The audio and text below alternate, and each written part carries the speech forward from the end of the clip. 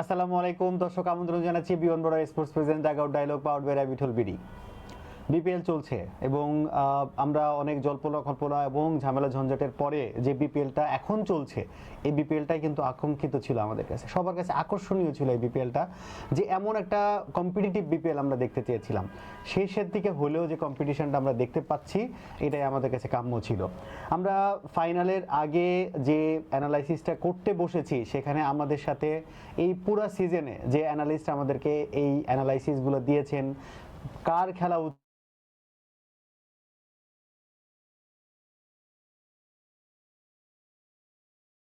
করে দিতে চাই certified performance analyst Ahmed Hossain Pratik ভাই। প্রতীক ভাই, ধন্যবাদ। পুরো সিজনে আপনার কাছ থেকে আমরা প্রচুর ইনসাইট পেয়েছি। তারপরে হচ্ছে কোন প্লেয়ারের কোন সময় খেলা উচিত ছিল, এবং এইগুলা থাকে না যে আপনি হাওয়ায় বলেননি, অ্যানালাইসিসের জায়গা থেকে বলেছেন, এবং আমরা ম্যাচ শেষে সেগুলো কিন্তু মিলিয়েছি। এবং এজন্য সাধুবাদ যে একজন প্রফেশনাল অ্যানালিস্ট তার অ্যানালাইসিসের মাধ্যমে কথাগুলো যে আসলে মন গড়া বলেন না, এটার প্রমাণ আমরা পুরো সিজনে পেয়েছি। ধন্যবাদ আপনাকে যে এত সুন্দর অ্যানালাইসিস করার জন্য। ধন্যবাদ, আর আপনাদেরকেও ধন্যবাদ। এই প্রথম আমি বিপিএল কভার করলাম পুরোটা সিজন, তো আপনাদের সাথে কাজ করতে পেরেছি, এটাও আমার অনেক সৌভাগ্যের বিষয়। বিয়ন্ড বর্ডার স্পোর্টস পুরো ফ্যামিলি, আপনি এবং যারা কলাকুশলী রয়েছেন, ক্যামেরার পেছনে যারা রয়েছেন, তাদের সবাইকে ধন্যবাদ জানিয়ে আজকের প্রি ম্যাচ অ্যানালিসিস শোটা আমরা শুরু করি। প্রতীক ভাই, ফাইনালে আমরা সবসময় মনে করি যে পাঁচটা টিমকে নিয়ে আমরা এবার বলছিলাম যে কারা কারা উঠতে পারেন, সেখান থেকে দুটো টিম বাদ গেল, চারটা টিম উঠলো। রংপুর কিন্তু সবসময় কম্পিটিশনে ছিল। রংপুর বাদ যাওয়ার পরে আমরা মনে করেছিলাম যে সিলেট, চট্টগ্রাম থেকে, মানে সিলেট এবং রাজশাহী থেকে কে উঠবে, কিন্তু যোগ্য দল হিসেবেই আমার কাছে মনে হয়েছে রাজশাহী আজকে ফাইনালে উঠেছে। ফাইনাল হতে যাচ্ছে আজকে। এই ফাইনালের মঞ্চে দুটো দল প্রতিপক্ষ, রাজশাহী এবং চট্টগ্রাম। কাকে মনে করছেন যে ট্রফির দাবিদারকে, শিরোপা কে জিততে পারে? এভাবে বলাটা খুব মুশকিল, কজ দুটো টিমই খুব দুর্দান্ত খেলেছে পুরোটা টুর্নামেন্ট, এবং সেই প্রেক্ষিতেই আসলে তারা ফাইনালটা খেলছে। সত্যি কথা বলতে গেলে দুই দিক থেকে ভাবা যায়। আপনি যদি in terms of player, in terms of foreign cricketers এই অ্যাসপেক্টে চিন্তা করেন, অবশ্যই রাজশাহী ওয়ারিয়র্স এগিয়ে থাকবে। কিন্তু আপনি যদি ওভারঅল টিম পারফরমেন্স, কনসিস্টেন্সি এগুলোর কথা ভাবেন, তাহলে কিন্তু আপনি চট্টগ্রাম রয়্যালসকে ফেলে দিতে পারবেন না। সো অল ইন অল খুব কিনলি ফট একটা কন্টেস্ট হয়তো হতে যাচ্ছে আজকের এই ম্যাচে। আমরা সবসময় আপনার কাছ থেকে শুনে থাকি যে এই টিমের ব্যাটসম্যানদের সঙ্গে ওই টিমের বোলারদের কম্পিটিশনটা হতে পারে, ওনাদের স্পিনারদের সাথে এনার লেফট হ্যান্ড ব্যাটসম্যানের কম্পিটিশন হতে পারে।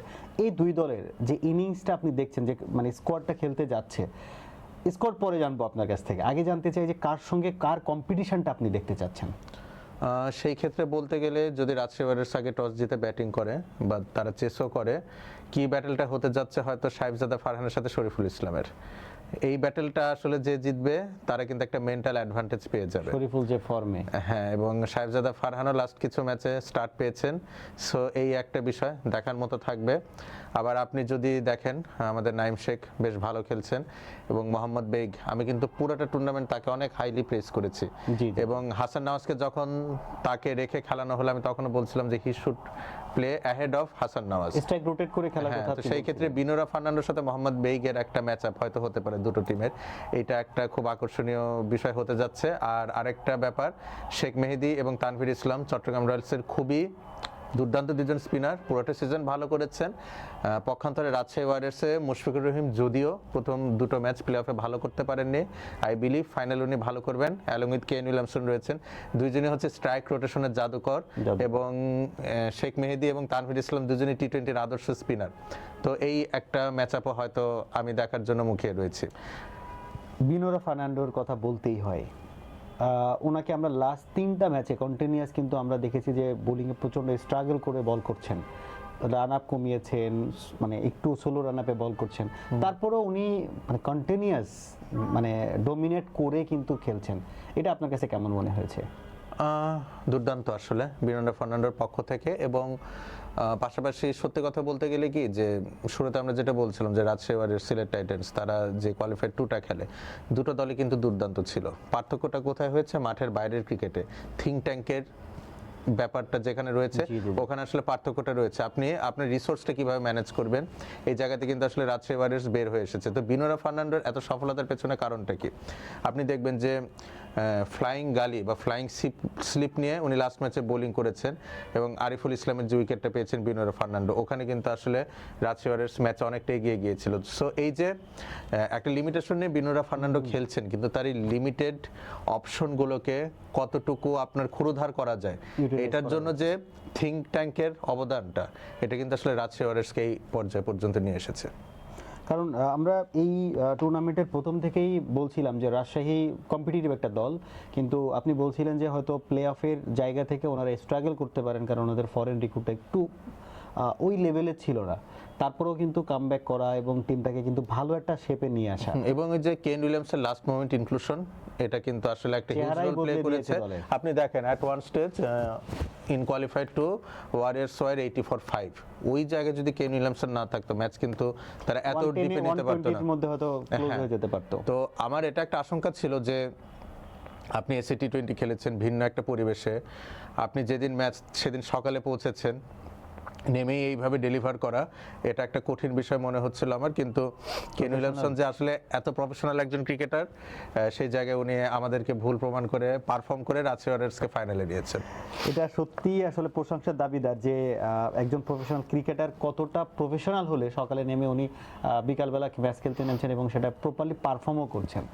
যাই হোক, আমরা আপনার কাছে জানতে চাই, আমরা দুইটা দলেরই লাস্ট 3 দিনে ম্যাচগুলো দেখেছি, আপনার কাছে 11 কেমন মনে হচ্ছে, কোন কোন জায়গায় চেঞ্জেস চাচ্ছেন? আচ্ছা, চট্টগ্রাম রয়্যালসের ক্ষেত্রে তেমন চেঞ্জ করার সুযোগ নেই। কিছু খবর শুনছি যে রসিংটন ফাইনাল ম্যাচের আমিও জন্য শুনেছি যে আসতে পারেন। যদি আসেন তাহলে উনি ডিরেক্টলি ইনক্লুডেড হবেন টিমে। এর পাশাপাশি আমি মোটামুটি লাস্ট ম্যাচের যে 11 ছিল সেটাই পারসিস্ট করতে চাচ্ছি।